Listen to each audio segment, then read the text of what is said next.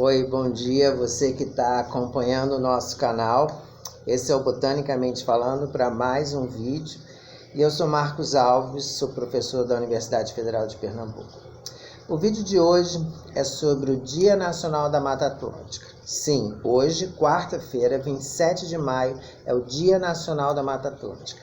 Na última sexta-feira nós falamos sobre o Dia Internacional da Biodiversidade e hoje é o Dia Nacional da Mata Atlântica, que foi estabelecido alguns anos atrás pelo Ministério do Meio Ambiente através do ICMBio.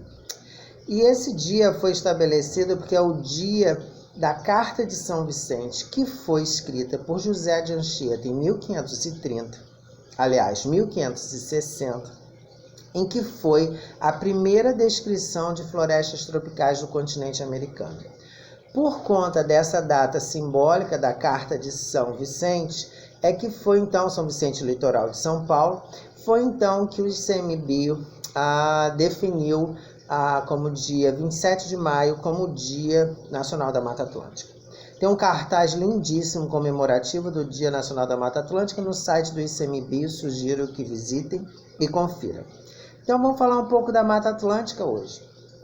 A Mata Atlântica é um dos grandes domínios fitogeográficos que a gente tem no Brasil. Essas grandes massas de vegetação de um grande ecossistema, como por exemplo a floresta amazônica, igual a gente tem a Mata Atlântica como um grande domínio.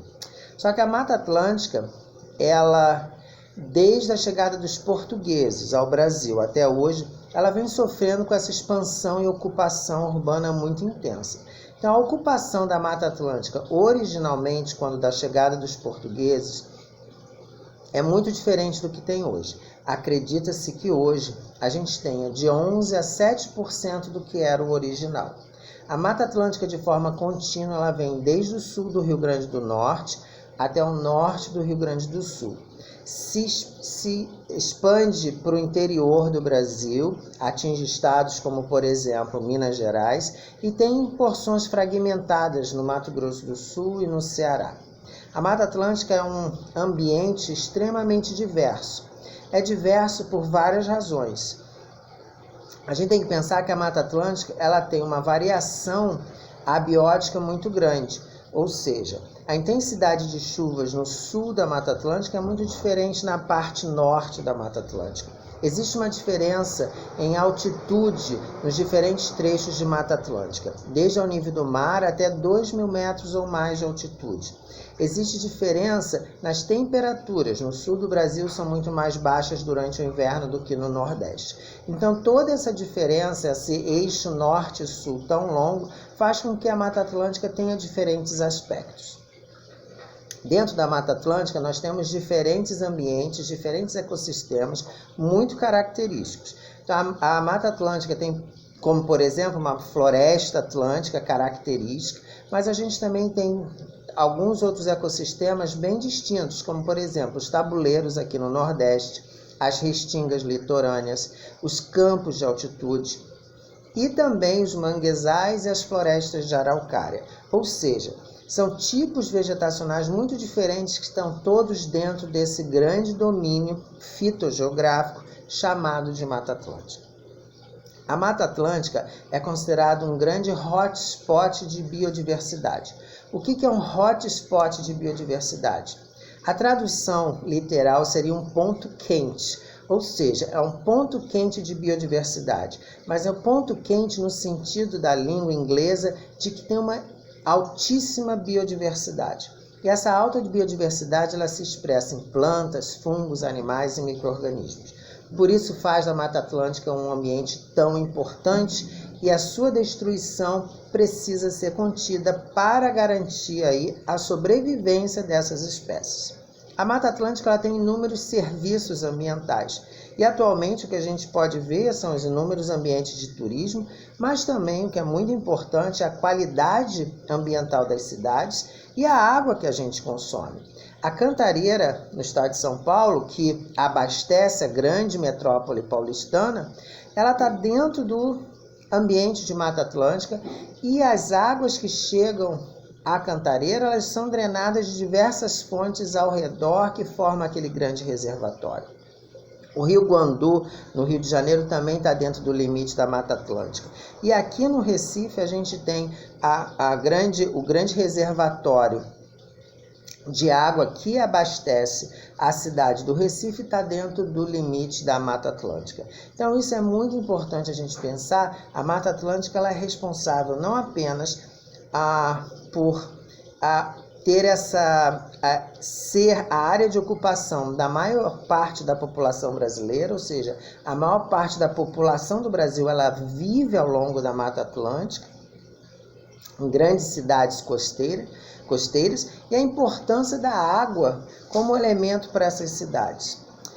Quando eu falei do Rio Guandu, agora, a gente pode voltar a uma coisa que aconteceu alguns meses atrás, no ano passado, que foi o problema da geosmina. A geosmina é um composto químico liberado pelas cianobactérias e em grande quantidade causou um grande problema no sistema de abastecimento de água no Rio de Janeiro. Isso, grande parte, devido à alta taxa de poluição orgânica das águas do Rio Guandu. Ou seja, é a ocupação desenfreada, é o uso desenfreado de todas essas áreas de Mata Atlântica que acabam comprometendo o que nós fazemos uso, que é a própria água. A Mata Atlântica ela é riquíssima em história. Os grupos tupis, guaranis que viviam aqui antes da chegada dos portugueses, os sambaquis que são registrados, elementos arqueológicos registrados ao longo do litoral, e também é muito importante quando a gente pensa na história econômica do país. O primeiro ciclo econômico do Brasil, o pau-brasil, que a gente já fez um vídeo especificamente sobre o pau-brasil, ele é uma planta extraída da Mata Atlântica para a produção de madeira e, naquele momento, no início da colonização brasileira, para a produção de pigmento vermelho abrasilino. Outros ciclos econômicos baseados estritamente na área de Mata Atlântica. A gente pode citar a própria cana-de-açúcar. Desde o momento lá, quando os holandeses chegaram na região de Pernambuco, até hoje a cana-de-açúcar ocupa uma grande área que originalmente foi ocupada pela Mata Atlântica, que hoje é altamente fragmentada. Um outro exemplo são os cultivos de cacau, o cacau ele é nativo da Amazônia, na Mata Atlântica ele é cultivado no subbosque, ou seja, na sombra de grandes árvores de Mata Atlântica.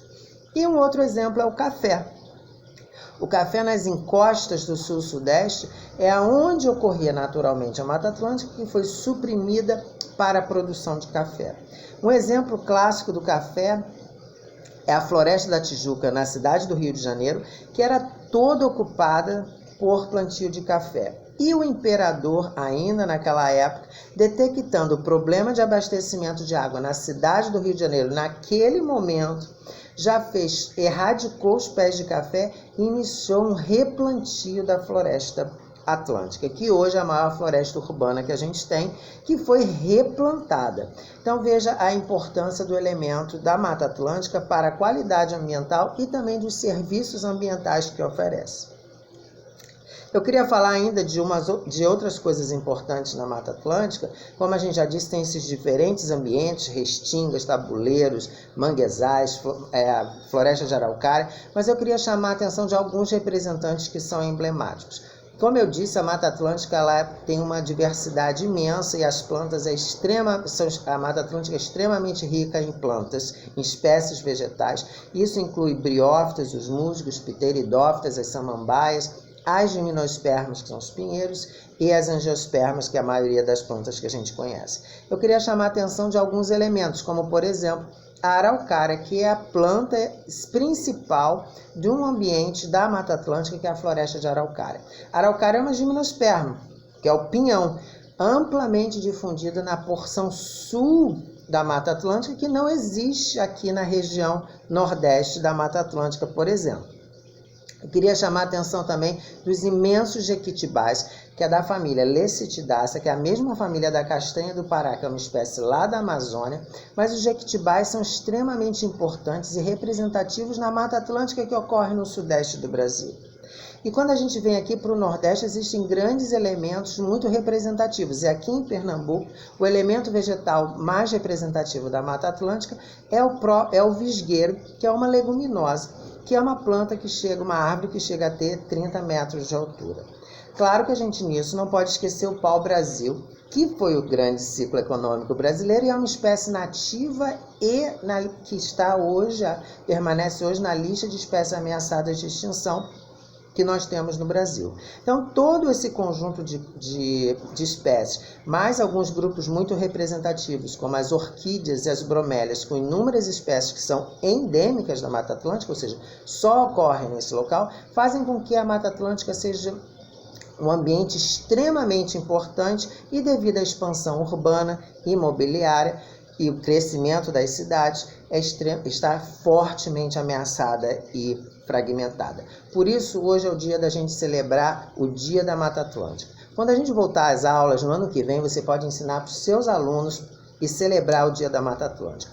Lembrando que uma coisa muito importante é a gente pensar que as florestas elas precisam estar de pé.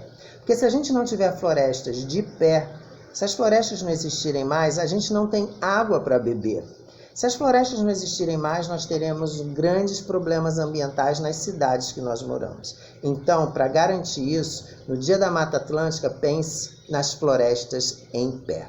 Essa é a nossa mensagem para o dia de hoje. Um ótimo Dia Nacional da Mata Atlântica. Florestas em pé sempre, que é a garantia da nossa qualidade de vida e para as próximas gerações, garantindo aí uma enormidade de diversidade e fontes possíveis de inúmeros produtos para uso na nossa própria vida, incluindo a água. Então a gente vai ficando por aqui, até o nosso próximo vídeo. Feliz Dia Nacional da Mata Atlântica. Forte abraço e até o próximo. Tchau!